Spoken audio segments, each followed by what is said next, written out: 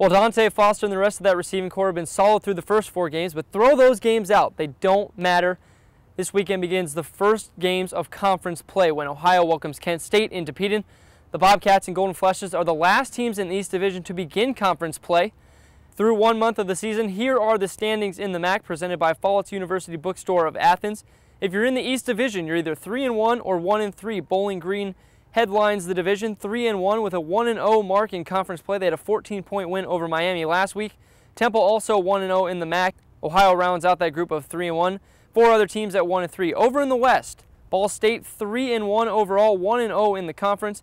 But Western Michigan would also be tied with them, taking into consideration MAC standings. They're also 1-0. The rest of the teams in the West have not played except for Central Michigan, who is 0-1 in the conference. Now let's get you ready for Kent State. 2 names to keep in mind on the offensive side of the ball, a tandem of running backs, Trayon Durham. 47 carries for 151 yards. He's yet to find the end zone this season, but is an absolute bulldozer. Could really run over some defenders.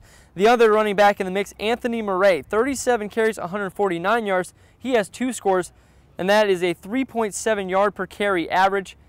He's been the explosive running back of the 2.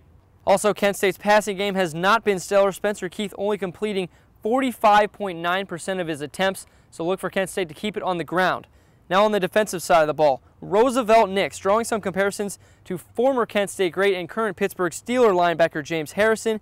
He has 8 solo tackles on the year, 5.5 tackles for loss, and is a team leader in sacks with 2. He's not the biggest guy, but he has a huge motor and will go on every play.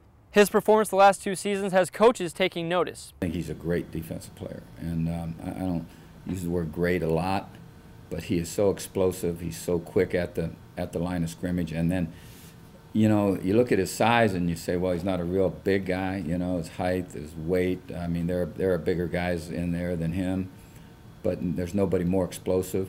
There's nobody that finishes plays off any better than what he does. So when you've got great quickness, great explosiveness, and you finish plays off, and you're tough, you have a chance to be a great player, and he has all of that and does all of that. The other name to keep in mind on the defensive side of the ball, Josh Pleasant, could be an unfriendly sight for Ohio quarterback Tyler Tettleton. Kent State has 8 interceptions as a team this season. He's got 2 picks and 5 pass breakups, so if he's anywhere near the ball, he either gets his mitts on it or enough to deflect the ball.